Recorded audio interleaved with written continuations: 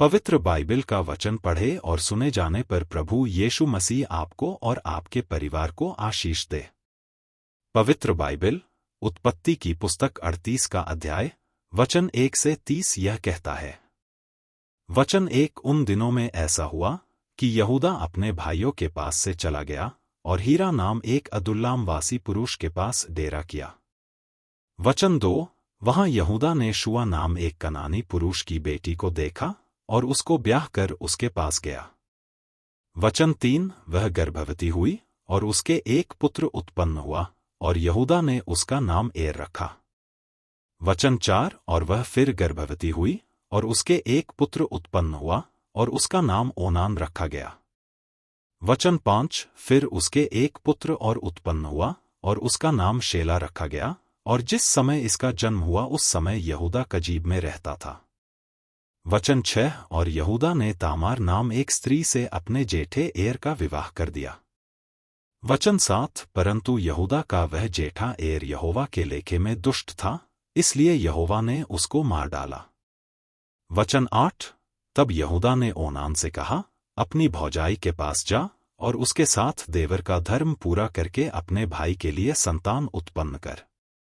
वचन 9 ओनान तो जानता था कि संतान तो मेरी न ठहरेगी, सो ऐसा हुआ कि जब वह अपनी भौजाई के पास गया तब उसने भूमि पर वीर्य गिराकर नाश किया, जिससे ऐसा न हो कि उसके भाई के नाम से वंश चले। वचन 10 यह काम जो उसने किया उसे यहोवा अप्रसन्न हुआ और उसने उसको भी मार डाला। वचन 11 तब यहूदा ने इस डर के मारे कि कहीं ऐसा न हो कि अपने भाइयों की नाई शेला भी मरे, अपनी बहू तामार से कहा, जब तक मेरा पुत्र शेला सियाना न हो तब तक अपने पिता के घर में विधवा की बैठी रह। सो तामार अपने पिता के घर में जाकर रहने लगी। वचन 12 बहुत समय के बीतने पर यहूदा की पत्नी जोशुआ की बेटी थी सो मर गई। फिर यहूदा शोक से छूटकर अपने मित्र हीरा अदुल्लाम वासी समेत अपनी भेड़-बकरियों का ऊन कतराने के लिए तिम्नाथ को गया। वचन 13 और तामार को यह समाचार मिला कि तेरा ससुर अपनी भेड़-बकरियों का ऊन कतराने के लिए तिम्नाथ को जा रहा है। वचन 14 तब उसने यह सोचकर कि शेला सियाना तो हो गया पर मैं उसकी स्त्री नहीं होने पाई, अपना विधवापन का पहिरावा उतारा और घूंघट डालकर अपने को ढांप लिया और एनैम नगर के फाटक के पास जो तिम्नाथ के मार्ग में है जा बैठी।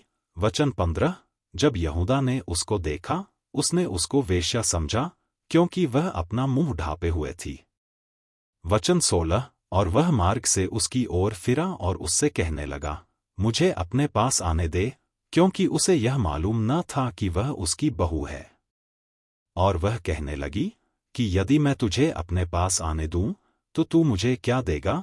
वचन 17 उसने कहा, मैं अपनी बकरियों में से बकरी का एक बच्चा तेरे पास भेज दूंगा।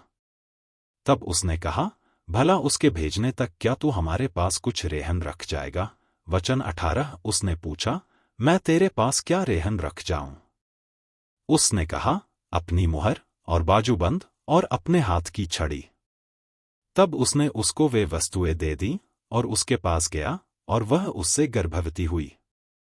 वचन 19 तब वह उठकर चली गई और अपना घूंघट उतार के अपना विधवापन का पहिरावा फिर पहन लिया।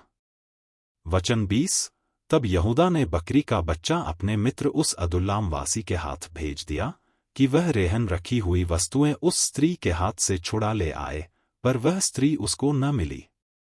वचन 21 तब उसने वहां के लोगों से पूछा कि वह देवदासी जो एनैम में मार्ग की एक और बैठी थी कहाँ है। उन्होंने कहा, यहां तो कोई देवदासी न थी। वचन 22 सो उसने यहूदा के पास लौट के कहा, मुझे वह नहीं मिली, और उस स्थान के लोगों ने कहा कि यहां तो कोई देवदासी न थी। वचन 23 तब यहूदा ने कहा, अच्छा वह बंधक उसके पास रहने दे, नहीं तो हम लोग तुच्छ गिने जाएंगे। देख, मैंने बकरी का यह बच्चा भेज दिया, पर वह तुझे नहीं मिली। वचन 24 और 3 महीने के पीछे यहूदा को यह समाचार मिला कि तेरी बहू तामार ने व्यभिचार किया है, वरन वह व्यभिचार से गर्भवती भी हो गई है। तब यहूदा ने कहा, उसको बाहर ले आओ कि वह जलाई जाए।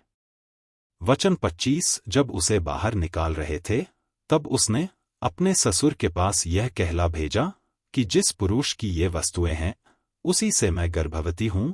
फिर उसने यह भी कहलाया कि पहचान तो सही कि यह मुहर और बाजूबंद और छड़ी किसकी है।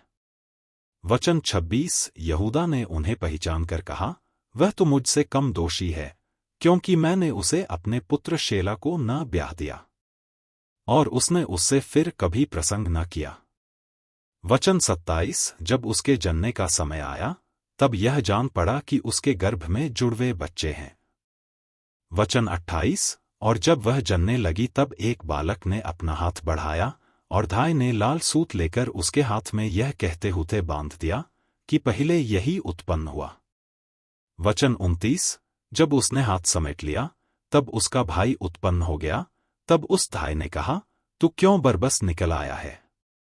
इसलिए उसका नाम पेरेस रखा गया। वचन 30 पीछे उसका भाई जिसके हाथ में लाल सूत बंधा था उत्पन्न हुआ और उसका नाम जेरह रखा गया। यदि आप विश्वास करते हैं तो यह वचन सभी विश्वासियों को भेजें और इस चैनल को प्रभु यीशु मसीह के नाम से सब्सक्राइब करें और आशीष प्राप्त करें। धन्यवाद।